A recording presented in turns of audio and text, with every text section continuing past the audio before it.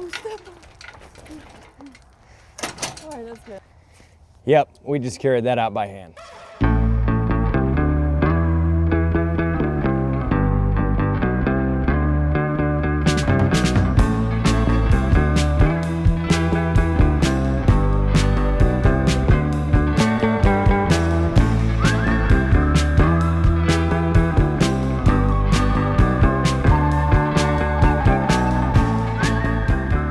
Holy crap, did I not expect this boat to absolutely take YouTube by storm. 300,000 views later and a bunch of your comments.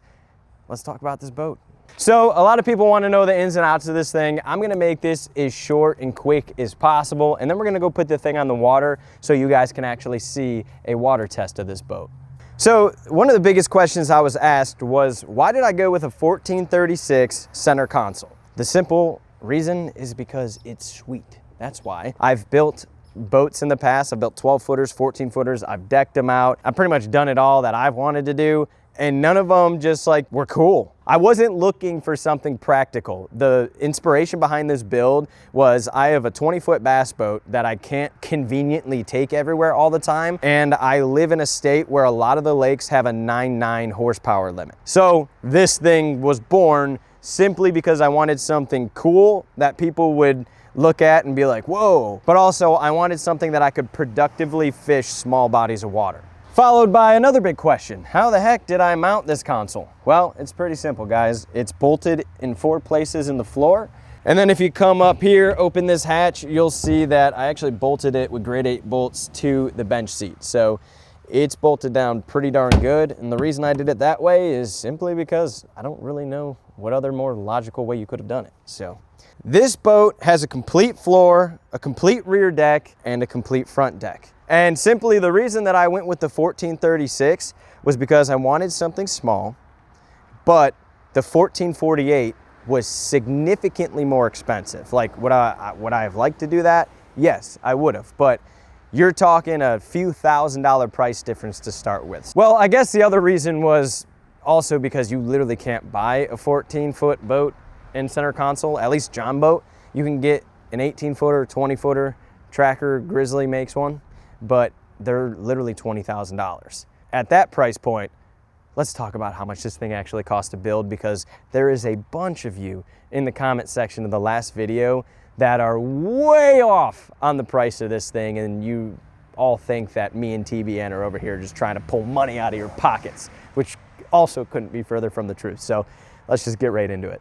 So a lot of people commented and started a bunch of nonsense in the comment section saying that this boat cost roughly $20,000 and that I should have just went and bought the actual thing at Bass Pro. So this boat build entirely cost me a whopping $6,900. Now, this boat cost me $7,000. It doesn't need to cost you guys $7,000. Let's just put that out there right away. So that $7,000 consists of this total. The boat kit, $2,400. The Hydro Turf, $300. The boat itself, I bought brand new from Bass Pro for $1,700. The console for this was about 420 bucks. And the motor that I bought for it, I bought this motor used. This is a 2017. I got it from a local dealer with the cables and jack plate and stuff included for 1,600 bucks. Go up to the front, we have a Minn Kota trolling motor. I bought this on Marketplace for $200.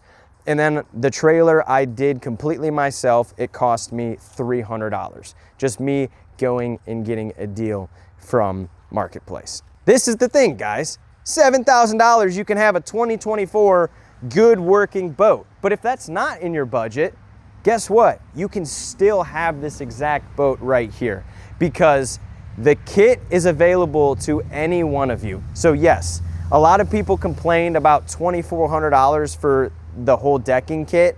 Guys, this is what you're getting for 2,400 bucks. You're getting all the aluminum to do all the floor. You're getting framing, you're getting sheeting, you're getting 1, 2, 3 custom-made hatches that are all aluminum and powder coated, a recessed tray for your foot pedal, you're getting a mounting tray for the trolling motor, and on top of that, it's literally shipped to your house for free. If you guys think that price is crazy, you gotta take a step back and look at how much boating stuff costs. Just my 2 Garmin graphs for my big boat cost more than this kit for this boat. But here's the beautiful thing. If you still disagree with the fact that this costs way too much money, this kit is completely customizable. So if you don't want the back deck, all you gotta do is unselect it from the shopping cart. If you don't want the floor, all you gotta do is unselect it from the shopping cart. And if you don't want 1, 2, 3 hatches, you can also make that customization as well. If you don't wanna do a center console boat like me, guess what? You don't have to. You can buy the Tightline TV boat kit, just the deck, not this, not any of that if you don't want it. It's completely customizable to your budget. On top of that, let's talk about the boat. This boat is 2024 Tracker Grizzly All-Weld. I got it directly from Bass Pro Shops for $1,700. That might not be logical for some of you guys at home too, but there's this beautiful thing called Facebook Marketplace where you can get any deal you can really imagine possible. So when I started this boat build, this originally was going to be a low 1436 because I got one in really good shape on Marketplace for 500 bucks. I wanted to try and spice things up, and I didn't put this in the video, but I took that boat, flipped it for $1,000, and then threw that money right at this boat. So originally I invested $500 into the boat, and I said, you know what, if I can sell this thing for $1,000, then I'll pay the extra 700 bucks to go ahead and get, you know, the 2024. And so I did. So overall, the price of the boat's gonna come down to what you guys are willing to do and you know, how hard you're willing to work. If you want to go flip stuff to pay for it, you can. If you want to go buy a 2001 with a 1996 motor, you can. You can do whatever you want.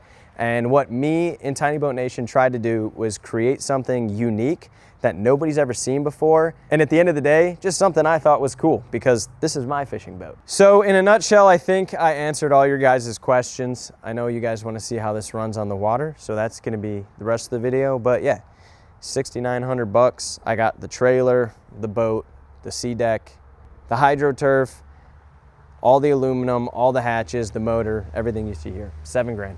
And it's pretty much a 2024 brand new boat. So yeah, pretty good in my opinion, under 10K. I think anybody, if you could walk into a dealership and buy one of these for $6,000, $7,000, they'd go absolutely nuts.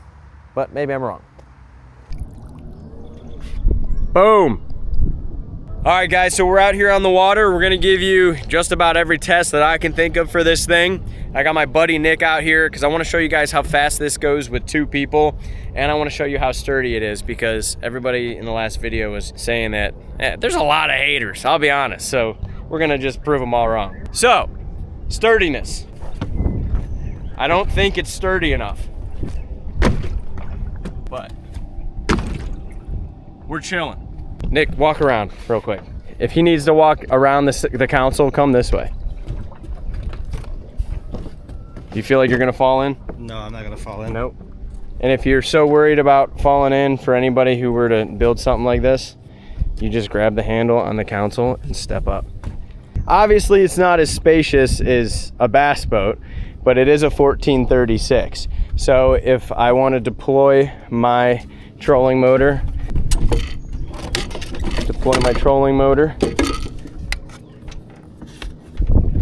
you guys need to store some stuff in here. Boom. Look at that. It's honestly really sturdy.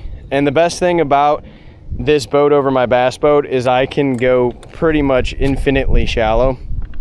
And I even came out here on a lake that has a lot of pleasure boaters. So I want you guys to be able to get the full experience of us taking this thing into some questionable water.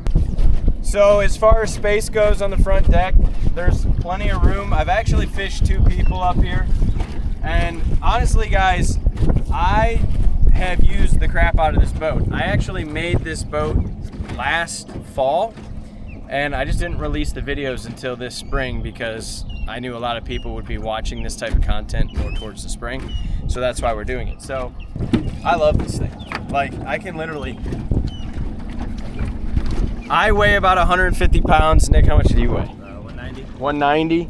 So we're 2 pretty average sized guys on this thing. Like we can both stand up front. Mr. Tricktins was in my comment section saying that this deck was built so poorly and that everything was gonna fall apart. Guys, this thing, we're chilling. We're chilling. So we're gonna go ahead and fire this thing up. I love the center console. I just think it's something unique. And the shift cables are a little long, so I truly don't think I'm getting full acceleration out of the carburetor, but the reason I went with longer cables was because I knew I'd be going through this console, through the floor, up to the motor, and to be honest with you, it was kind of tough to do. It wasn't the easiest task. It worked. It was just easier for me to not put stress on the cables and to just leave them a little bit longer. And you know, it has the adjustment. I get about 14, 15 miles an hour out of this 9.9 Mercury, even with 2 guys in the boat. So I guess we're just gonna go ahead and show you guys.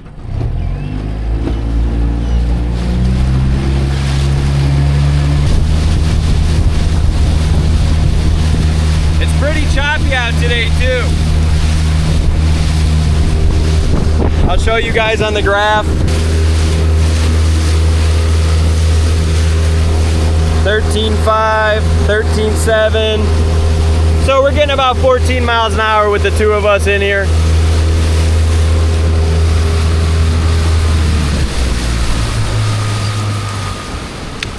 But like I said, I'm not getting a full pull on my throttle cable. All right, we're gonna go to the other side of the lake. I tend to have better luck over there. And this thing doesn't too bad in chop. If like you get a lot of head-on waves, put your buddy in the back. And if you want to get more on plane, put your buddy in the front.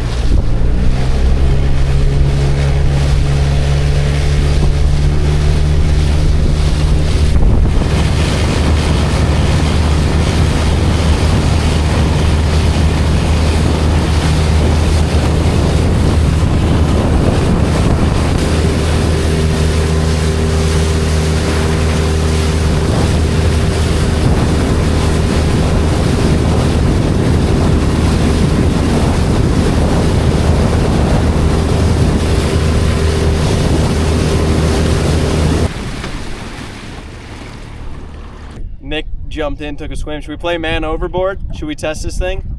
Oh, to pull him over? Yeah, you want to see if you can get back in it? Man overboard, man overboard. Because I'd assume people think that this thing can tip over. So Nick went overboard. Not exactly the species we were fishing for today. Let's see if you want to get in the back, see if you can get on the back deck or in the center. Oh, dude, it didn't even tip. It didn't even tip. You got right in. Go ahead and jump off. Well, hold on. Let me take you. Oh, that works too. See, you guys can fish on this thing. You could swim on this thing. How's the water? Warm? 75, bro. It's delicious. Delicious. Hopefully it cools me off after working today.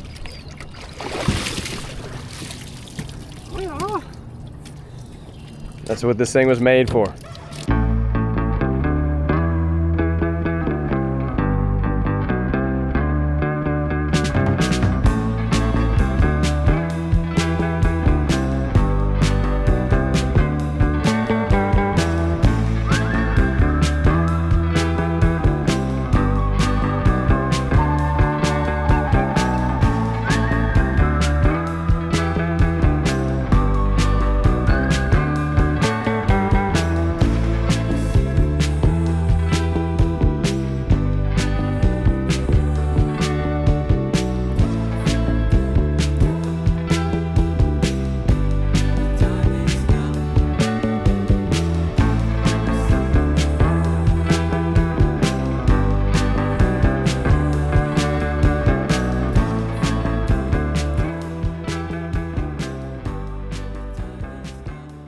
All right, guys, so we're off the water. We're gonna wrap things up here with a few more things. One thing that I realized a bunch of people mentioned was the fact that there was nowhere to sit down on this boat. Truth is, I like to stand and fish. This is not really a rig that I planned on sitting down, but I did account for it to have a cooler and or live well. I have this Yeti 45 that I put in there when I need it. Again, nothing was super necessary for me, But for those people who wanted to know what that would be like, you can sit comfortably in this thing and drive it around if you really wanted to. And there's still space to walk around. It's not exactly ideal, but guys, it's a 1436. I mean, come on. If you need something bigger, just get something bigger. It fit my needs. It may not fit yours. I hope I answered all your guys' questions. And then one more thing I really wanted to address was the collaboration with Tiny Boat Nation. Guys, you don't have to buy this kit if you don't want to, but I do encourage you guys to support small businesses. The owners over at Tiny Boat Nation are some of the best people that I've ever met in the industry. And they were the first people to believe in me over anyone. That boat right there, couldn't have done it without them. This boat right here, couldn't have done it without them. They are the coolest people to work with. And honestly, they are normal people. Nate at TBN, Mike at TBN, I can call them any day. Mike can give me camera advice, editing advice. Nate will give me advice on becoming a dad if I asked him. They pick up whenever I call, and they never expected anything from me. The very first phone call I received from them, they just said, "Hey man, we see that you're building boats. We want to support you. If there's anything you need, just give us a call." And that goes a long way when you're a YouTuber. People think we're rich, but all this stuff comes out of our pocket some way, somehow. This YouTube channel, I pretty much don't even take a check from it. All that money goes right back into this stuff for you guys to watch at home. So I know some of you guys complain about pricing and stuff, but it goes a long way to support a small business over these big corporate companies, but you can do whatever you want. You can save some money if you use my code TLTV5. This is not intended to be like a big promotion. It just might help you out a little bit. This was something I just wanted to do for fun. So if you got any more questions, leave a comment down below. But other than that, check out TBN and we'll be on to the next one.